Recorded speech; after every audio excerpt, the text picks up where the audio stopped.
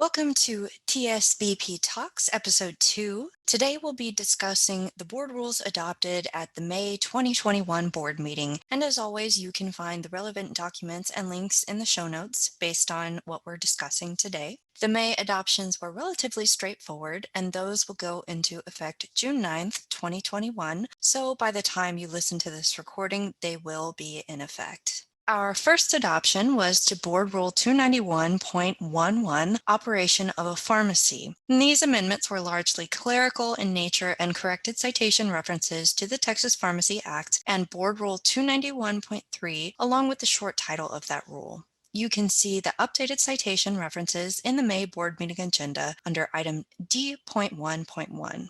Our next adoption was actually a group of related rule amendments, and these amendments were concerning the DEA 222 form requirements to be consistent with federal regulations. The rules affected by this update include Board Rules 291.34, 291.75, and 291.76. Also of note, in Board Rule 291.34, the language was updated to clarify that a pharmacist may electronically sign the data entry attestation that indicates the pharmacist has reviewed the information entered for the day and that it is correct as entered. And previously, the rule only stated that the pharmacist must sign, but did not specify electronic signatures were also acceptable. You can find all of these reference and language changes under item D.1.2. The next adoptions were also a grouping of related amendments. Board Rules 315.3 and 315.5 were both updated to extend the time period for Schedule II prescriptions to be valid no longer than 30 days to be consistent with federal law. And previously, these rules specified that Schedule II controlled substance prescriptions were only valid for 21 days, which obviously conflicted with federal regulation. So now that has been corrected, and you can find these updates under item D.1.3. And that is actually it for our May 2021 rule adoptions. So now we'll go over a few important news items. As you may have seen recently on our website, changes are coming to the Texas Prescription Monitoring Program, or Texas PMP, that will affect integration and NARCS care for certain users. So the funding provided by Senate Bill 500 from the 86th Texas Legislature back in 2019 that allowed the Texas State Board of Pharmacy to pay for statewide integration and NARCS care has not been renewed during this most recent legislative session, which was the 87th Texas Legislature held during the first half of 2021. Access to main PMP functionalities will not change. The mandate to check the Texas PMP before the prescribing of opioids, benzodiazepines, barbiturates, or carisoprodol also remains in effect. The funding, however, will cease beginning September 1st of 2021. The Texas PMP vendor, Apris Health, recently sent out a message summarizing these changes to PMP users, so we encourage you to go to our website and read that. The link will be in the show notes. Another major news item that you may have also seen on our website is the termination of certain temporary rule suspensions. There were several rules suspended by order of the governor last year because of the pandemic, but many of these will expire and the affected rules or portions of rules will no longer be suspended beginning September 1st. And again, we encourage you to visit our website and review those affected rules. And I do also want to note that there may be exceptions to the termination of temporary rule suspensions. So if there are any exceptions, we will be sure to note those on our website as well as soon as that information becomes available. And you can visit us at pharmacy.texas.gov/coronavirus for more details. Those rules will be listed on the temporary rule suspensions page on the menu. And of course, direct links will be available in the show notes. So now we'll turn our attention to some recent board updates.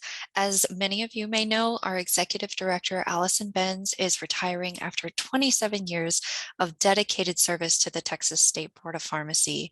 We will, of course, miss her deeply and are so grateful for her service to the practice of pharmacy in Texas and for her dedication to the board's mission to promote, preserve, and protect the citizens of Texas. That's what we do here, and Allison has contributed so much of her time and expertise to that mission. So we are, as I said, so grateful to have had Allison with the board all of these years and serving most recently as our executive director. We are also pleased to announce that Dr. Tim Tucker has been selected by the board to serve as the next executive director of the Texas State Board of Pharmacy. His tenure begins September 1st, 2021, and we're very excited for Tim to join our team, and he also brings a wealth of experience with him, so we're very lucky to have him. I also want to turn things over to Allison and Tim so they can tell you a little bit more about themselves. Allison has had a really interesting career here at TSBP, and Tim brings so much knowledge with him as he joins our team. So Allison and Tim, I'll turn it over to y'all. I'm Allison Benz, and I am the Executive Director for the Texas State Board of Pharmacy. I have been with the Board of Pharmacy since 1994. I've been here 27 years, and I've been the Executive Director since December of 2017. And I will be retiring at the end of August this year. And I'm very pleased to introduce Tim Tucker, who will become the Executive Director on September 1st. Hello, my name is Tim Tucker. I will be the new Executive Director effective September 1st. I come from the state of Tennessee, was a community pharmacy owner there for 32 years, owned a family pharmacy for 54 years as a family. I have previous experience on the Tennessee Board of Pharmacy in the 90s. I was president of the American Pharmacists Association about 12 years ago. Love pharmacy, excited to be in Texas, excited to be serving the citizens of Texas and working with the profession of pharmacy. Look forward to working with a fantastic staff at the Board of Pharmacy, and hope that you'll reach out to me if there's anything that I can do for you as we continue to serve the citizens of Texas. And as I mentioned, and as you've probably gathered, both Allison and Tim have tons of experience in the practice of pharmacy and in service roles. And I would encourage everyone to go take a look at our website. You can find Allison's bio and Tim's bio. Read through those, get to know a little bit more about your departing executive director and your incoming executive director. To echo Tim's comment, we're here to promote, preserve, and protect the citizens of Texas and better the practice of pharmacy in the state of Texas. So we want you to know who we are and how we support that mission on a day-to-day basis.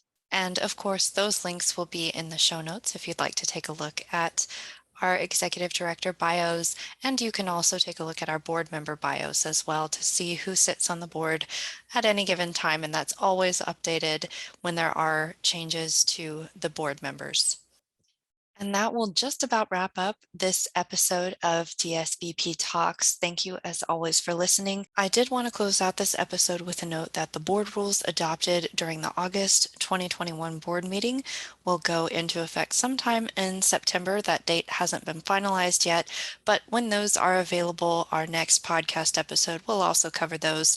But as always, you can also keep an eye on the adoptions, proposals, and rule update summaries on our website, and all of those links will, as always, be in our show notes. Thank you so much for listening, and we hope you tune in to our next episode.